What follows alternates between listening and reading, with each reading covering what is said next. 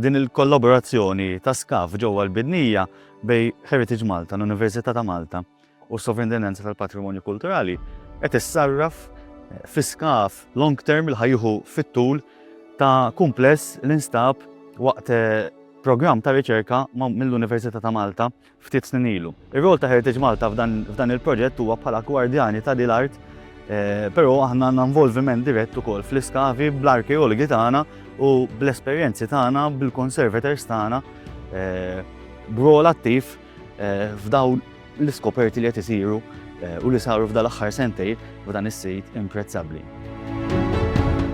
Is-Sovrintendenza tal-Patrimonju Kulturali hija regolatur nazzjonali għal dak li għandu x'aqsam mal-wirt kulturali Malti. Hija involut f'kull aspett fejn jidħol il-wirt kulturali kemm mill-lat ta' riċerka kif ukoll mill-lat ta' żvilupp. Hawnhekk qegħdin fuq sit fejn issir riċerka fuq sit Rumani li ġie skopert wara kien sar numru ta' surveys fosthom GPR u field walking min-naħa tal-Università. Ta' min issemmi li għalkemm hawnhekk qegħdin fuq fdalijiet ta' Villa Rumana biex dis-sena nstabu fdalijiet ta' skeletri Rumani li jidher huma iktar tard mill-perjodu Ruman u osteologa li hija studjuża fuq l-għadam min-naħa tas-Sovrintendenza qed tmexxi dak l-aspett tal-iskaf.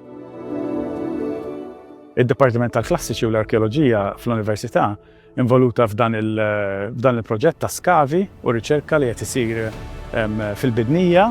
Ir-rwol tagħna essenzjalment u dak li nipprovdu post fejn isir it-taħriġ tal-istudenti li jkunu qed jagħmlu il-lawrea l-baċellerat fl-arkeoloġija biex it-teorija li jkunu talmu l-istudenti tagħna jkunu jistgħu jagħmluha jatwawha fil-prattika. Eżerċizzju intellettwali dan mhux xi ħaġa li hija manwali biss, tgħin li jkollok il-manwalità li taf tħaffer, li taf tuża pinsel kif suppost, li taf tpinġi, taf tiddisinja, taf tieħu ritratti, imma wkoll li tkun qed tifhem dak li qed isir. U fil-fatt ħafna mix-xogħol tal-istudenti tagħna jinvolvi wkoll id-diskussjoni li ssir fuq l-iskaf biex nifhmu dak li jkun qed jinstab.